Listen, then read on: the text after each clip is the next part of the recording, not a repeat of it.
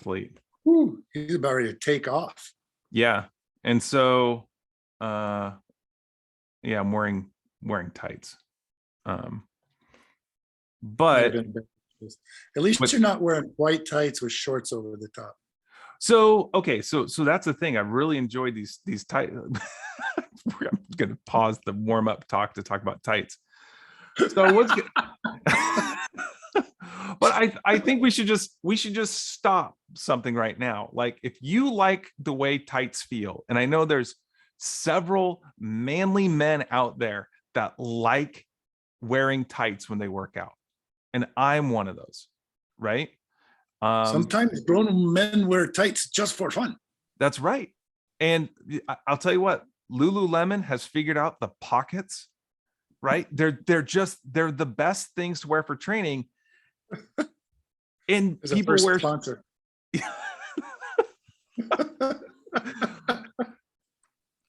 And then people wear shorts over the top.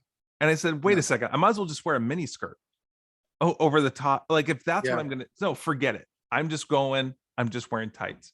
So I just wear tights out at practice, and I don't care. I think it's sillier to wear the shorts over the top. I full on support you. Perfect. All right. Let my freak flag fly there a little bit. All right. Okay. So I broke this down into 4 parts. And so the parts go, there's skips, dynamic stretching, groundwork, and then I put the lunges and burpees in their own kind of section. I've always kind of thought of them as part of the groundwork, but I guess really they're their own thing. I don't know. So yeah, I always thought the same about the burpees. I always thought of the lunges as just finishing up, and then then we got the burpees. But yeah, I get it. Yeah, it's kind of once you get up off the ground, you got a couple of things to do. Yeah. And so the first one's a standard skip here. And so when I filled the skips, and it's just, you should just do 10 skips, but I filmed these from the back, skipping out, skipping back, and then I would do them to the side. Just for reference. And so it should be opposite arm is going up as tall as it can. The back arm is swinging back as far as it can. You're staying up nice and tall. The opposite arm and opposite knee are going up at the same time. Cross-coordinating. What's that? Cross-coordinating. Cross-coordinating. I would even like to see this elbow straighter. Like, it's kind of funny. As we watch these skips, I do the Koji awareness test for the track team too. There's his fitness assessment that he's working on, and I score 0 on my neck mobility. And you can see my neck is just like locked in stiff the whole time here. But not bad for, I was about ready to say not bad for 41, but I think that's the last time you won your national title. You're my age. And could have been, yeah. All right. Never mind then. Yeah. Well, let's keep in mind that it was the lowest winning distance of my entire career. Yeah. But didn't you train for like 2 weeks or something? Yeah, sort of. So yeah, this is riveting TV. That's not bad. Really, it's just super simple, centered movement. That's all it is. Now you'll see, so when I do these ones, you'll see my head actually does come, like I said, I have poor neck mobility. So as my shoulders move upwards, my head leans forward. Not much, but yeah. Not much. It's. Will you pause it for a minute? Sure. Go back to the other, don't go back, but talking about the other exercise. So if you have trouble, if you're watching this and you're trying to do this stuff and you're having trouble cross coordinating, start walking first. Just walk and then move into a skip. Just get the idea that that you're cross coordinating just like you do every day when you walk, and then go into the skip. Yeah. And if you start skipping and it's wrong, just stop and try again. Walk and just start swinging your arms a little bit, and then start skipping. Yeah. Yeah. And that's one of those things too, where it's like, you can't practice that wrong. You just have to slow it down and get it right. Yeah. And you may not even get it. I've had athletes not get it the first day. that we work on it. We'll practice it like, down and back 6 times, and they don't get it. And they'll come in the next day and they'll try to get you, but you just have to stay on it and you just got to get it right. Basically, what that one is just a skip with big arms. So if all you can do is just skip down the track, la da da da da, and don't take your arms above your shoulders and just feel a skip, then do that and then get better at it. Doom, doom, doom. Right. And like I said, I would like to see my elbows get longer, but I'm so stiff through the shoulders. Yeah. And the neck that I can't get my elbows up. The other thing I think to it's worthwhile talking about is you're not rocketing up into the air. It's not a jump, it's a skip. Yeah. It's an active skip. Right. Look at that clearance. I do tell athletes, and this has just been kind of a cue for them, is I tell them to try to get the knee up to 90. Okay. I'm not sure why. It seems to be they'll trip over their feet if they don't. There's something about like giving them some place to put that front knee up. Okay. Yeah, it's a good idea. And then if you want to get really freaky about it, then talk about dorsiflexion. Right. Talk about sprint mechanics a little bit. So yeah. And no, I think that's definitely an aspect that can get put in here that I just tend not to. But I can definitely see how I think it would be worthwhile, especially if you can do this for a whole track team. I would definitely add that in for everybody, where the knees at 90 and the bottom of the foot's parallel to the ground. Right. Right.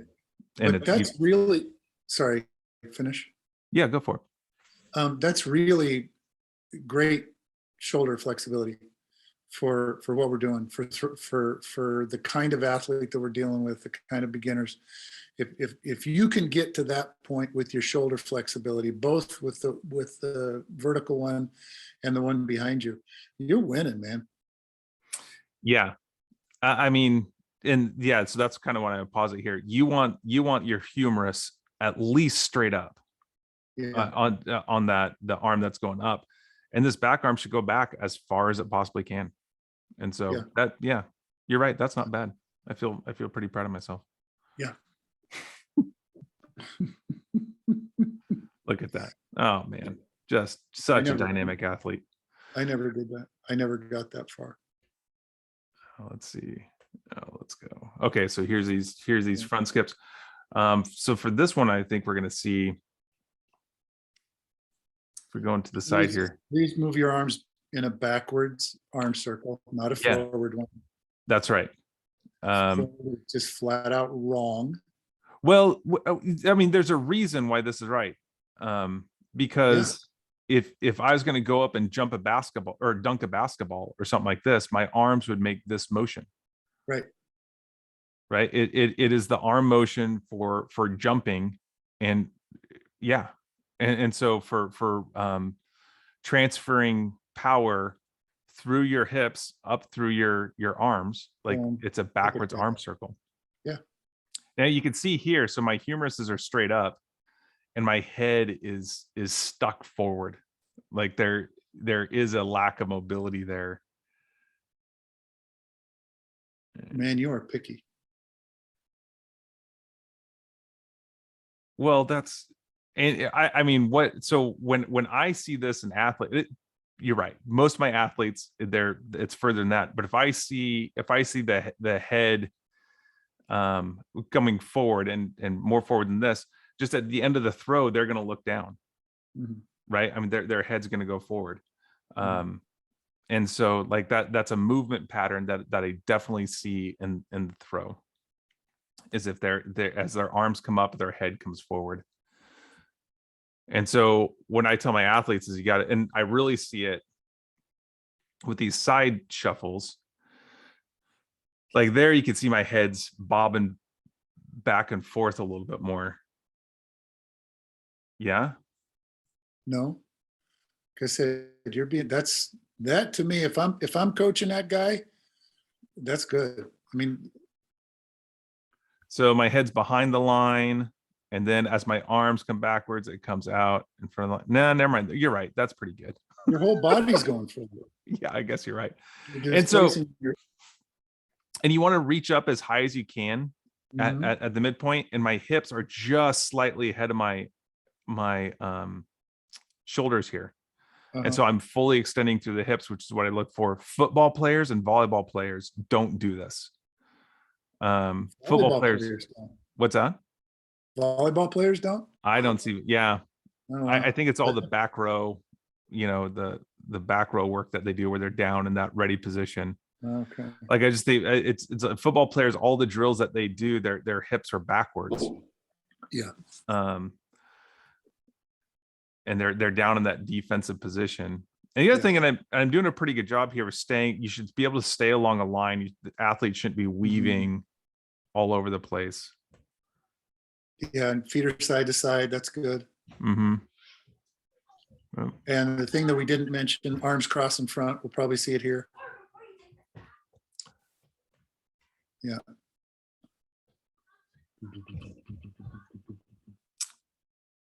That's backwards. You don't want to, so it's still backwards arm swing, but arms are allowed to cross in the front here. Mhm. Yeah, those are pretty good. I did a nice job on those. Yeah, good job. Yeah, thanks, man. And so I don't think oh, there I go backwards too, just to show off my butt. You And do then have the backwards Lulu skips. one. Yeah, it's got to show off the Lululemons. Well, okay. Oh, wait, we should probably talk about this. And so anyway, this is just skipping backwards. This one I'll see, athletes are really uncomfortable with move. They'll stay in a forward position. Yeah.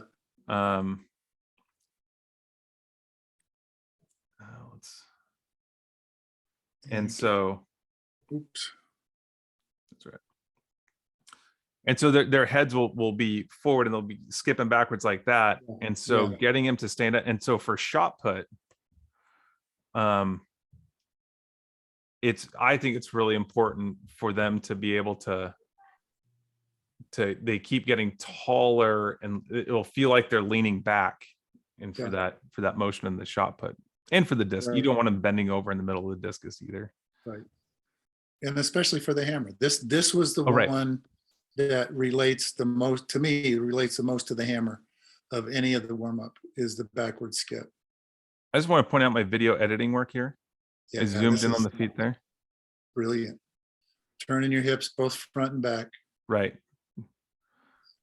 And this one to me was the hardest one to translate most of the football players because they have their own version of leaning their front shoulder forward and going as fast as they can down the track.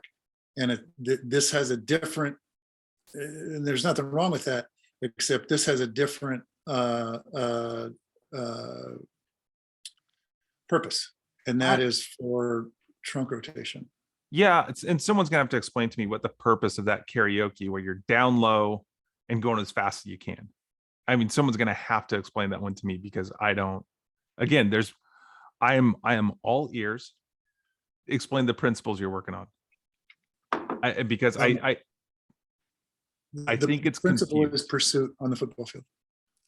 So there's going to be a point where you can't turn, and it's basically, to me, as I always understood it, it's basically a linebacker drill where you have to pursue sideways and you can't completely turn. And so you have to be a little bit fluent. Your feet and hips have to be a little bit fluent to basically just step around a guy that's coming out or go laterally without committing to one direction or the other. Yeah, I don't think a linebacker should ever be crossing their feet in that situation. Anyway, we don't need to get into that. But so what I say is like, this is throwing karaoke. Yes. And what we're doing here is we're trying to disassociate our hips from our shoulders. We're just twisting. It's a twisting exercise. I always like to coach the hands above the shoulders. Sorry to interrupt. Yes. And so I tell my athletes, like, you're carrying a big styrofoam box or something. And I'm being lazy there with my hands. Yeah. Okay. But Yeah. I was Chest up, yeah. palms up. And this is That the one, go for it. this was weird. This one was always weird. I love it because my back pops at least twice. Again, it's just a twisting exercise, and you're Yep. trying to cross the knee across midline and the opposite elbow across midline. Yep. And you're just looking. What's that? You're just looking what? You're just looking for disassociating with the hips. It's kind of nice because the unlike the karaoke, it's in an unloaded situation. Like your knee and elbow are unloaded as you're doing it. Yeah. And all of those except for karaoke are the throwing rhythm, the bump, the gallop rhythm right. of the throw. Very important to maintain, to feel that. Right. Da da da da da da da. Yeah. And this is just dynamic. Yeah. And this is dynamic stretching. So starting from the head, working to the toes, where you're just, and it's 6 rotations one way, 6 rotations the other way.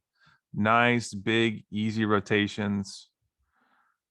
And just working from your head down, just checking in with all the joints down your body. This one you should be standing up nice, perfectly straight, and having your deltoid brush your ear. And so I do it slow for 6 and then speed it up for 6 while maintaining your posture.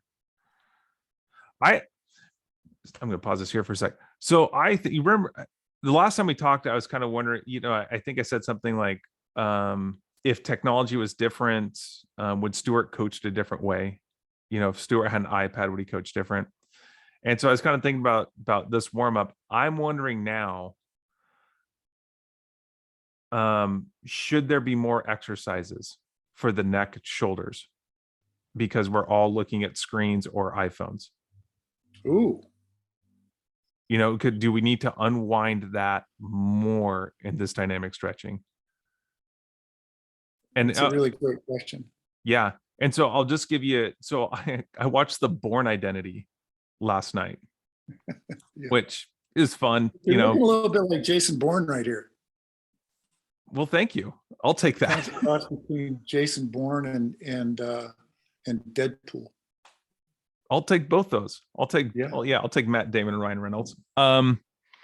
So Bourne Identity was made in 2002. So it was like my junior year of college, right? Okay. They were using landlines in the movie and flip phones, right? They didn't have flat screen computers in that movie. They had like the old computers with the it's like that was 2000. That was made in 2002. It's supposed to be this like ultra high tech spy movie. 20 years ago. Yeah. Wow. But I mean, so this warm up I haven't added anything to it in 20 years. And there's been some big, technological and social changes with phones. Yeah. And even like, as a teacher, I noticed, so I'm on a laptop right now, and the way my shoulders are typing on a laptop, my shoulders and neck are way different than if I'm at a desktop computer. Yeah. And so I'm kind of wondering if there needs to be some exercises added to this.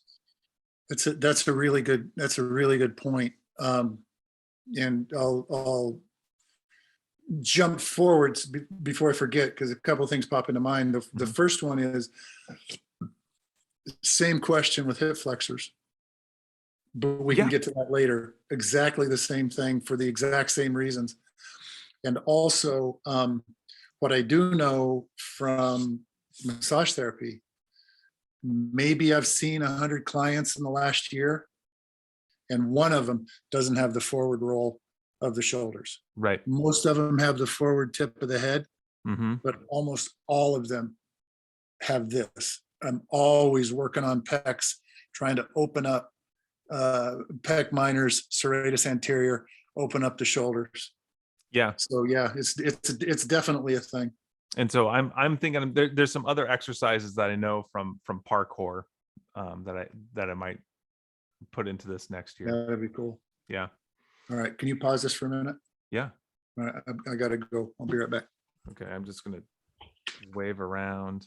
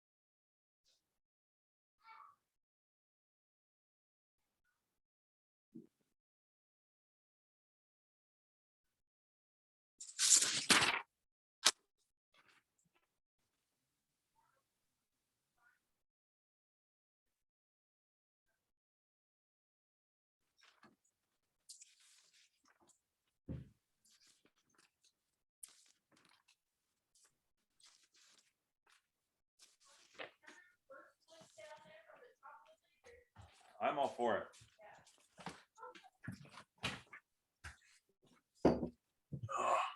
All right, we're back. All right.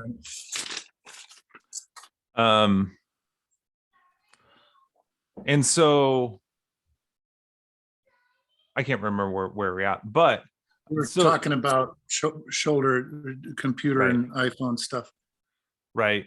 And so anyway, we'll just play. We'll just keep going here. We'll just keep going. Yeah. The moving. What's that? Huh? Is it just start slow, and then you got to throw the arm around a little bit. Yeah, and I think that's important. A lot of high school kids are really inhibited. They can't let their arms go loose. And so I always tell athletes, throwing far is mostly about learning what muscles not to use, or just as much learning about what muscles not to use as far as which muscles to use. Yeah. And so I think the scientific rationale, you probably know better as a massage therapist, is that you are getting your, oh, this is the bent over. I don't have my athletes do this one. Yeah, this one's always weird, but it's just a nice counterpoint to the backwards arm circles. I just like the symmetry of that. Ooh, that's not great. Yeah, I like this one. I like this one a lot. So yeah, and so this is the most critical one, I think, at least for throwers, where the back foot can rotate. Yeah. Or should rotate, and you should rotate on the ball of your foot. You don't want to go up on the tippy toe, which a lot of athletes want to do, and where they want to shift side to side. Right. And so my goal here is my head should remain right in the middle of my 2 feet. So the center rotation is right in between both the feet. Another way of saying that is you're going to maintain equal weight distribution on both feet as you're rotating. Right. Yeah. And so as you see, when I turn this way, my head does something weird there. I kind of curl up and my head shifts over that left foot. And then I let my arms go floppy, so I slap myself in the back. But if you're going to do that, I found out you got to keep your thumbs up. 'Cause well, I mean, okay, so my athletes will do that, but they'll turn their thumbs down. And Yeah. if you turn Oh, your weird. if your thumbs are up, you engage this whole Yeah. chunk of connective tissue through the chest, and you can only rotate back so far. And you're stretching, and that's the tissue you're throwing with. Right. Right. Yeah, And, that's a key point in most of the throws is to keep right. that up. Right. And so, but what they'll do is they'll rotate the thumb down, and that totally just rotating the thumb down slackens off that, that band Yeah. of fascia there. And then they rotate their anyway. Yeah. So you got to keep your thumbs up while you do that as well. And and it's that one So that you don't, sorry, go ahead. oh, that one takes constant coaching for Go me. ahead. Oh, okay. That Really? the twisting one takes constant coaching for me. Like I'm constantly coaching the athletes how to do. They have no idea where the center of their movement is. They go back and forth and all that sort of stuff. So you don't do the one where you fix your gaze? No, but that's probably that's probably one of those neck mobility ones that needs to be that I need to add because the iPhone stuff. Because when you fix your gaze, so this where you rotate works up through your thoracic spine. Right. When you fix your gaze, it rotates underneath your cervical spine. Yeah. Yeah. And so that is one that I'm going that I should probably be adding in. I don't ever remember warming up with that one. I remember that one being a bar twist in the weight room. Oh, really? No, Yeah. I did that one all the time. Okay. Where you did the first one, then you set your gaze about 20 yards forward, and you do the same thing, only you don't turn your feet. It is just Right. it is cervical, and then you don't shift at all. So that can be maybe a way to get them to stay in the middle on the other one. Oh, that's a good idea. To feel more middle during some sort of twist. Yeah. Yeah. That's a good idea. This was cool. Yeah, I like this one. And so the trick is to see your thumb in the sky and then rotate, and while the other arm is floppy. Man, look at that. That's cool. I've never seen it slowed down Cool. like that. I've never seen. You got long arms. Yeah, so my wingspan is 6'5". Is it really? Yeah. Holy cow. No, I mean I had some physical tools when it came to throwing. Like, yeah, it's a 6'5" wingspan helps. Take it around town. Yep. Oh, so for the music, say that every single time you do this, especially in group. Yeah, although the students anymore don't get it as much. They don't know it comes from SpongeBob. Yeah, I know. Yeah. What part of SpongeBob? Why is that important? I don't know. Is part of blowing square bubbles, cubed bubbles. That's good to know. And so 3 times. Don't forget it. Anyway. So for this one, I give this cue to athletes because I'm trying to reinforce posture and get them to stand up straight. Uh-huh.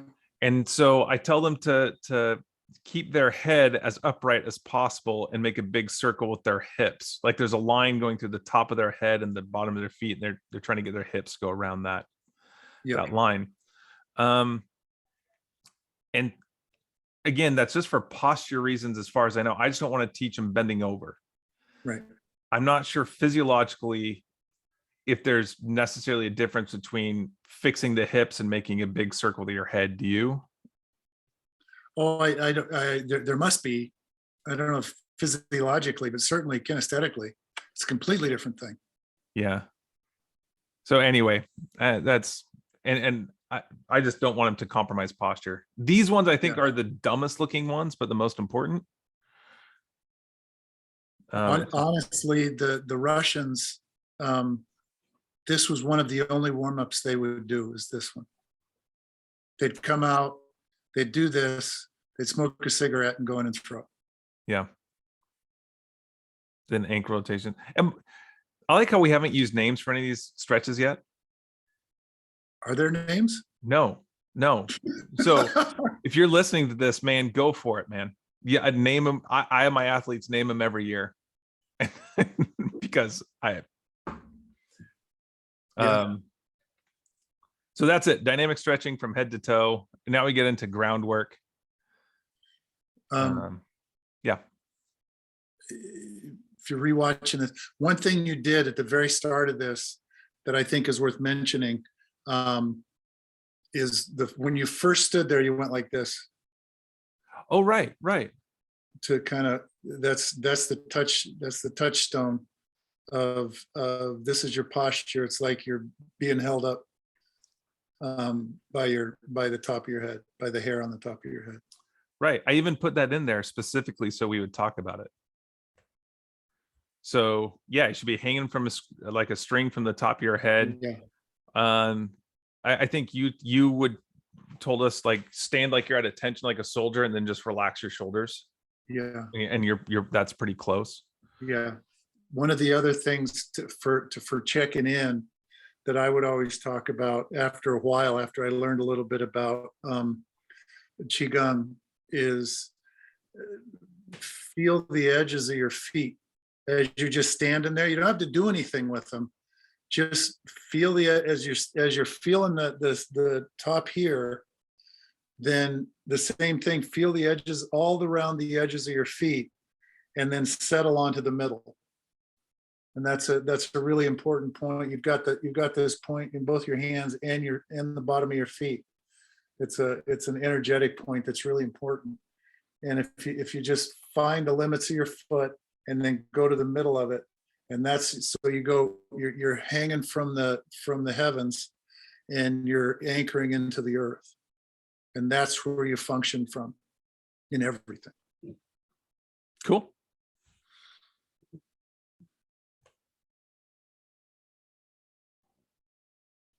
All right. Groundwork. Here we go.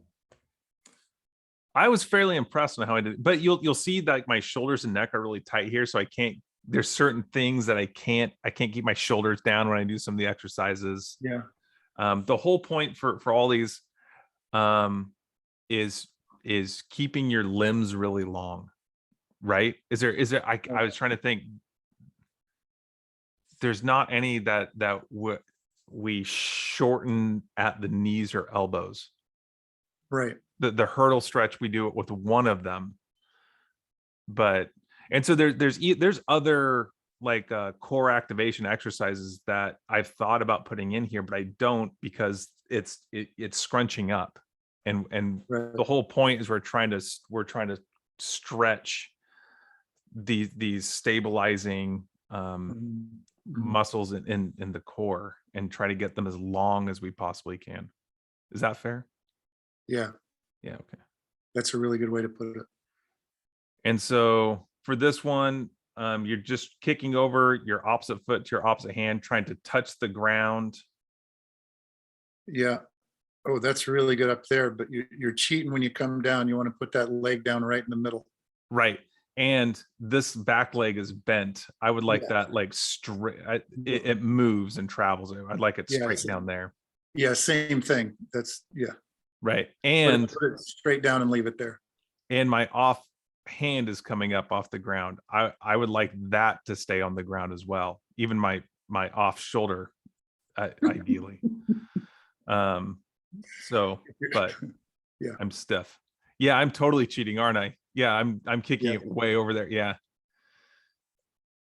But you get the idea. You get the idea. So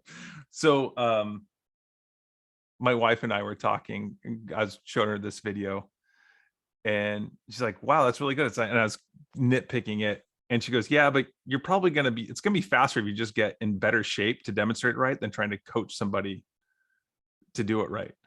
Like, yeah, you do this for a week and we wouldn't be having these problems. Right. So again, going down the middle.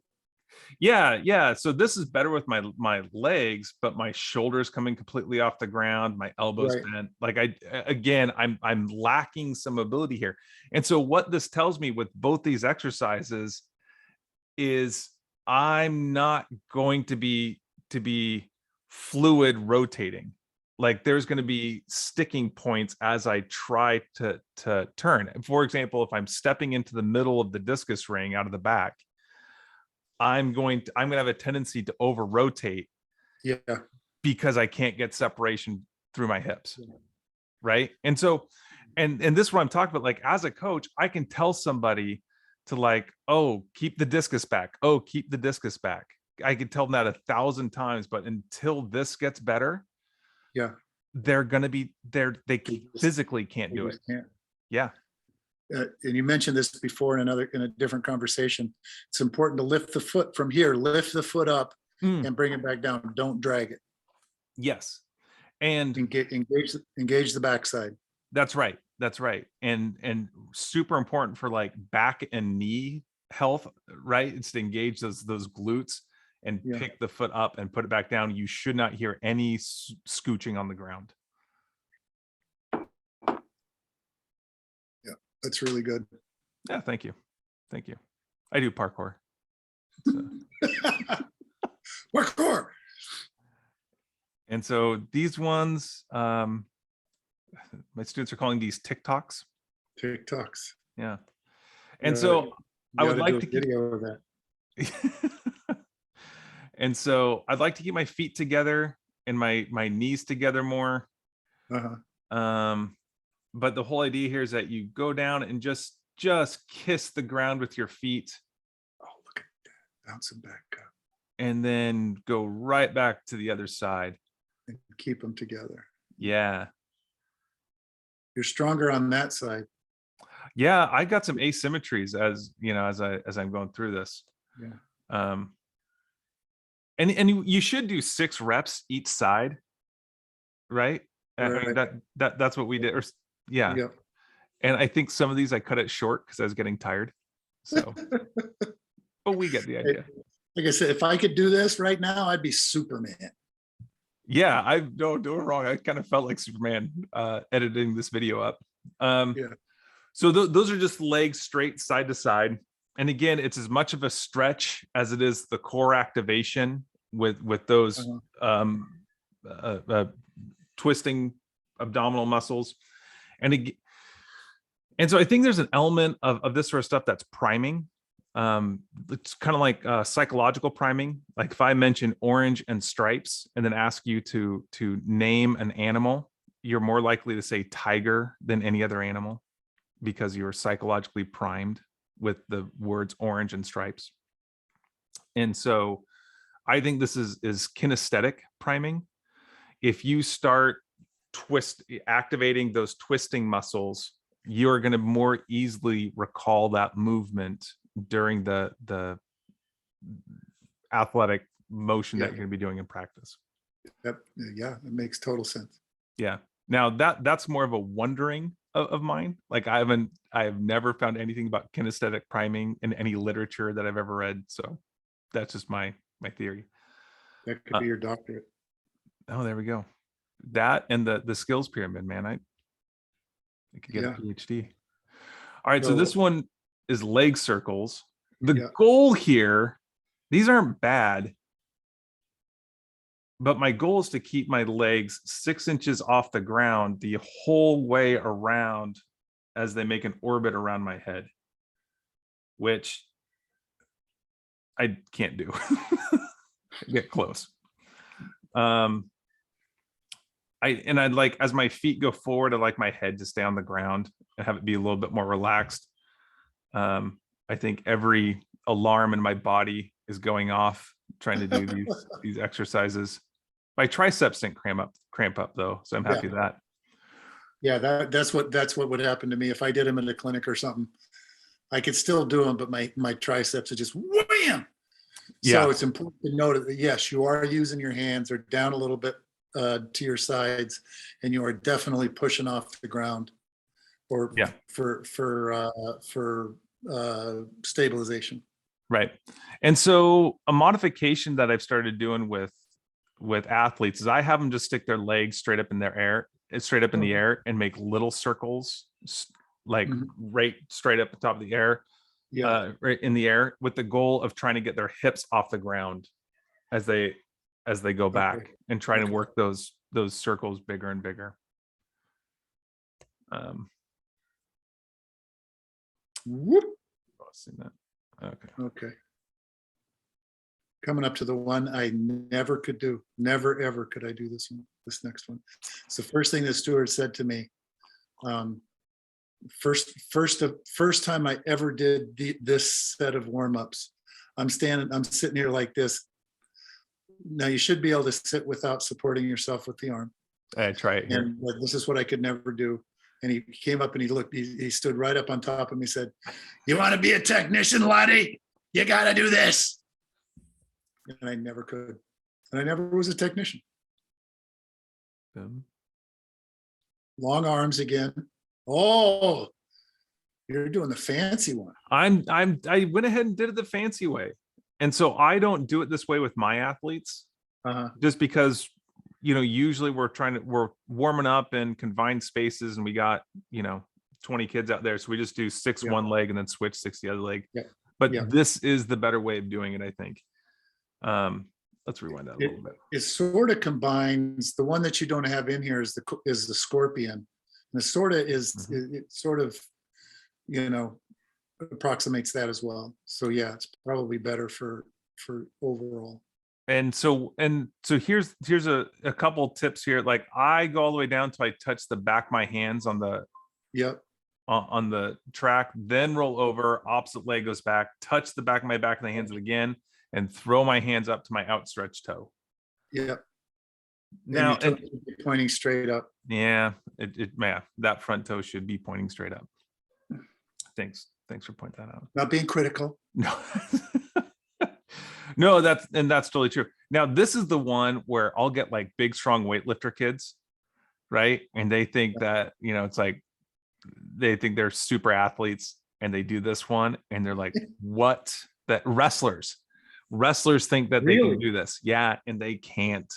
Wow. I mean, and so it's the one, and there is something that's like, I think, psychological, that like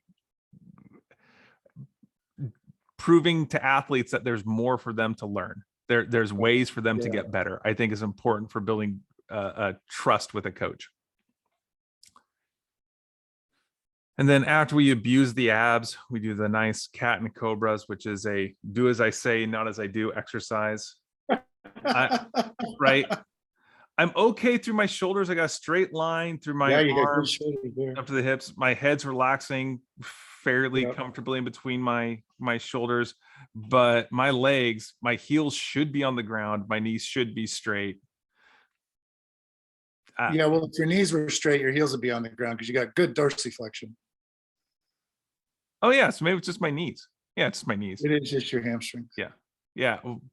There's something in the back of my knee, and I don't know. I only feel it. I don't know if it's like the popliteus muscle, but ever since I was a kid, I'm fairly flexible through my hamstrings if I don't lock my knees. If I lock my knees, forget it. Huh. I don't know. But and just easy transitions back and forth between these two positions. And the whole time I'm trying to get, what's that? It's my favorite. Take your time on the way down. You got to watch your compression in your back, and then walk up toward your hands. Yep. Bring your hands backward, bring your feet towards your hands, and stand up. Lunges, I probably overdo it here, trying to stay back, but it's really important to this, for me, this is a posture exercise. Yeah. Where you do not let your upper body move out towards that outstretched foot. And so I do it from the front and the side, and I probably over exaggerate. Yeah, I think a good cue would be when you go into double support, then you're in the middle. You're evenly in between your feet. Yeah, so that's how I coach it too. I might do this because one of what you're saying about like hip flexors is I try to Yeah, tell people this is much a hip, really, it's not so much of a strength exercise for me as it's a hip flexor exercise in this back leg. absolutely. And so what I tell athletes is, oh, I guess that's the last one. Oops. Stay there for a minute though. Okay, Okay. yeah. What do you tell athletes? So I tell them to step out, take a nice big long step. Uh-huh. And then what I tell them is to drop straight down. Yeah, And drop that right down through their knee to yeah, drop down. And I tell them to only go as low as they can maintain their posture and push themselves back up. okay. And so if it's that far, that's fine. I mean, never mind. This is way better than having athletes go all the way down and lean forward out over that front Yes, knee and that absolutely. sort of stuff. Right. And Absolutely. eventually once they get the stability and mobility, they will go all the way down. Yeah. Usually it's the strength in the front leg isn't the issue. It's the mobility and stability up through the hip flexor and up through their stabilizing muscles. Right. So did Stuart ever with you make a differentiation between the different throws? He would always say to me, and I'd hear him say it to the big group, is the length of the stride depends on the implement. So hammer throwers, I would always just step out right in front of the knee that dropped. So I would be half of that stride that you're showing right there. And then the shot putters would be a little farther, the discus throwers would be a little farther, and the javelin throwers would be the longest. So that's another differentiation that you can make once you get the basics down.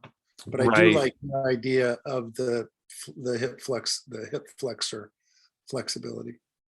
Yeah. And I think as Stuart never said that so much to me, he kind of said, play around with it. Say, try a long one, try a short one, I mean, that's kind of how he's, it's like I could play around with how far my feet were in this exercise to get different feelings for that. And so, and I think that's totally appropriate to specialize with that. When I'm working with new athletes, I just tell them to take a nice long step. Yeah. That's reasonably comfortable. And so, and I call it good there. And if they could do it really easy and they go down all the way, then maybe we could play around from there based on what I'm seeing in the technique. Yeah. Right. If there's something that's like, well, man, this front foot's going way, you got to tighten up your feet a bit. Yeah. Then I could see finding those feelings in these lunges. Yeah. And again, playing to the audience, coaching your athlete. Maybe that's why he did it with me, because I was a discus thrower and I needed to learn to drop straight down on a narrow stance. That could be. Yeah, that could be.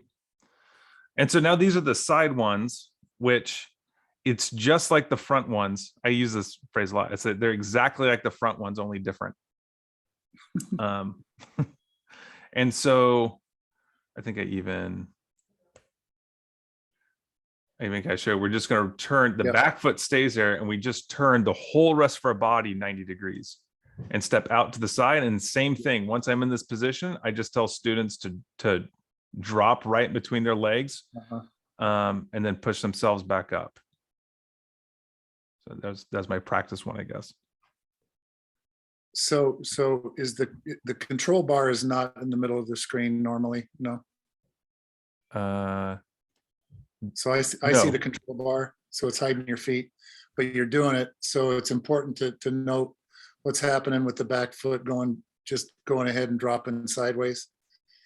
It's really important on this one to start slow and watch the inside part of your thigh and the inside part of your ankle, and be controlled on this one to start with until you know your limitations, because you can hurt yourself on this one. Yeah. And again, I think a good governor for that one is just go down as low as you can maintain your posture. Yeah. And so if it's a couple inches down, so be it. And usually what happens to, if you maintain your posture and you can't go down very low, it means you're feeling a stretch of these adductors back here. You're stretching the inside of your legs here. And then you're going to push yourself up nice and strong. Yep. And just going back and forth. I like that one. You know what else I like about this video? That is the whole thing, even with like the intro and some other stuff that's, and demonstrating some different angles of things. The whole thing is 14 minutes long. This whole warm-up video. All right, so now we got burpees. So I'm gonna do 2 hands and 2 feet. So I'm gonna go down and put my hands right beside my feet. That's a theoretically you can put your palms flat down and leave them there. Theoretically. I used to be able to do that. I can't even come close now. I've never been able to. Flat hands right beside flat feet. That's the goal. That's, yeah. Actually, I have a video of this somewhere. Stuart took a video of me doing it. Right there. That's really good. Yeah, that's as close as I can get. But you're trying to, and this isn't like a normal like football burpee where I guess where it's a hip flexion and extension exercise. Yep. Right. With an extension at the end with a jump. And so we're curling up into a little tiny ball here as much as we can at our hips right beside our feet. And then we're going to keep our hands in the same place and kick our feet back. And we're going to end up in that cobra position where I'm looking up at the sky and I'm fully extended through my hips here. I mean, you're even stretching your anterior cervical fascia. If you look at where your esophagus is. Yes. Yeah. I mean, I mean, couldn't you stick out your tongue like to really get a full stretch here? I think that would be opposite. I think you need to keep your tongue on the top of your mouth. Okay. Try to touch your nose with your tongue. And so then you try to jump your feet back up in between your hands and jump in the air, which, by the way, this is really important for parkour. Really? Yeah. All right. So that's 2 hands and 2 feet. Now this is 1 hand. Oh, we're getting fancy. Yeah. So again, this kind of has to do with cross coordination and these stabilizing muscles being able to stabilize, resist twisting forces. So the rest of the groundwork, we're here working on accentuating and practicing these twisting forces. This, we're working on the stabilization to resist twisting forces. So I'm just going to do a one-handed burpee here. So I put the hand down right in between my feet, kick back. The other hand goes out for balance. And I'm going to switch hands. Feet stay a little bit wider. Still dropping the hips, still raising the head. Everything's the same. Oh, I demonstrate this again from the side. Ooh, man. You're on fire. I'm just watching this. I'm just kind of going like, eh. Oh, I just did one. Look at that. Yeah. I did demonstrate with the other hand. There you go. You're looking a little tired. I'm a little tired. I'd be dead. All right. So this is one-footed. And so I think I do these to the side because I think it's a little easier to see. Yeah. So you go down 2 hands and 2 feet, just like you did the normal ones. But now when we kick back, I'm going to land on 1 foot. Hips still go down, still get an extension. Now we come up on that 1 foot, land on the 1 foot, jump off the 1 foot, land back on 2 feet. Good call. Good call. Yeah. So when we do these in the warm-up, it's just one right after the other. Right. Without pausing. Other foot. Yeah. So what I tell athletes, when you can do them one after the other without pausing, you know you're ready. You have all the fitness to throw far. Nice. Right? I mean, that's what I say. Like you're ready to. You might not have the technique. Might be some other stuff that's not lined up, but you're ready to throw far if you do that one after the other. Yep. Come on, Adam, you can do it. I give myself an eye roll. You even rolled your eyes at my comment. Post video. All right, so this is opposite hand, opposite foot. So I start like the one-handed one. Then when I kick back, I land on the opposite foot, come up, Oh, and jump. yeah. Like that. So now I'm going to do the other side here. Might as well do this one in slow motion.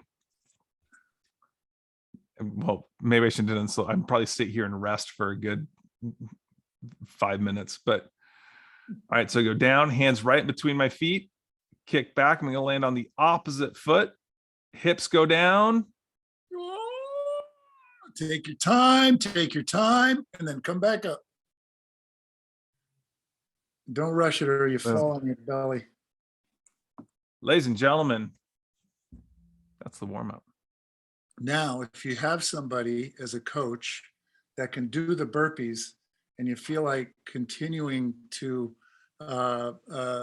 try to humiliate them, then you can do the same side, hand and foot. Yeah, I left And that one has off. nothing to do with reality other than it's almost impossible. So I'm going to start playing around with this with my athletes too. I'm just going to start giving them challenges. I think there's a part of training where, and James and I would just start making up some challenges. Like I remember one day you showed us how to balance on a physio ball, to go from sitting on a physio ball, and then you would go in one motion and go up on your knees on the physio ball without touching the ground. I think you just casually showed us that one day in the weight room. We spent the next 3 hours messing around with physio balls. We were just playing around with it. I don't know. Like, I think you got to have some just dumb challenges that you kind of have to just do every now and then. Fun play. Yeah. Whew. Good job. That was fantastic. Yeah. And so I think I'll probably do it for recording, don't you think? Yeah. I think I'll probably split this into 2 episodes. Okay. But whatever. All right. I'm gonna stop recording. Okay.